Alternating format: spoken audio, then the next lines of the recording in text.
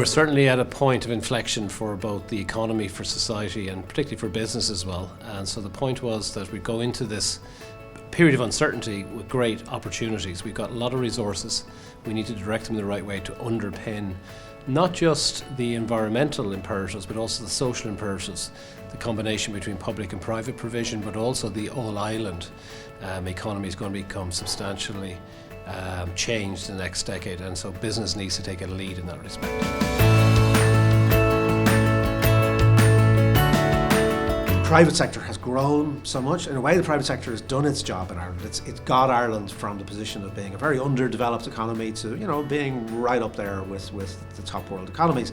But the public realm hasn't grown alongside of it. And I don't just mean the public sector, but our sense of our public values. How do we organise society in such a way that most people have access to a sense of security, a sense of belonging, of having a future? This is the kind of things that we've been seeing in the recent election. These are the concerns that people very much have, and then we have to do this in a context in which the big political architecture is changing. A lot of people would say, look, let's not talk about a United Ireland, for example, because it's very divisive, it's very difficult. I completely agree with them. But not talking about it doesn't mean that it's not coming towards us in some kind of shape or form.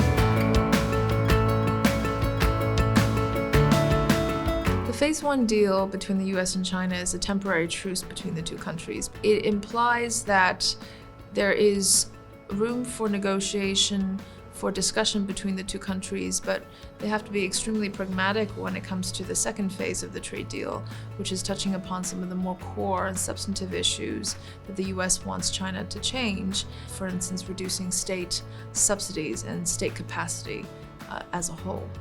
We have seen waves of protectionism throughout history, as well as populism, and this tends to happen after major financial crises and recessions. And again, it comes back to the issue of domestic challenges, domestic economic challenges. I think that this protectionism is a symptom of some of the looming problems with technology, problems with inequality that is very difficult to solve, especially in places where there is a lack of political leadership. But I am hopeful of a return to globalization after this phase of adjustment, the phase of revamping political strength to take care of your workers. Boris Johnson likes to tell us all back in London and the UK that Brexit is done, but as we all know, only half of it or part of it is done. The divorce deal has been agreed and the UK has legally left the European Union, and now we have the rather enormous matter of negotiating a future trade deal. In terms of the B word, it has been banned from the lexicon. It's been consigned to history. Brexit is done. That was the big mantra of the election. The other word that has been banned or term is no deal.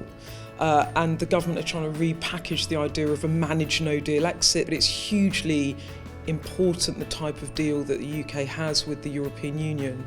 And I think it's going to be a massive theme of the next 10 months back in London.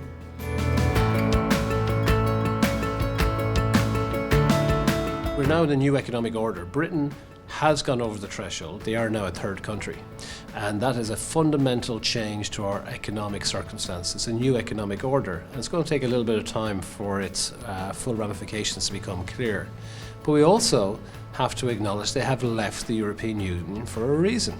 And the European Union has not got the same kind of look from the Irish prism as it should have, because it too is changing. And are we happy with those changes? Because we've a right as a member state. We've kind of said, oh, they're on our side for Brexit, that's the big issue. Lots of things are going to come forward now in this new government formation.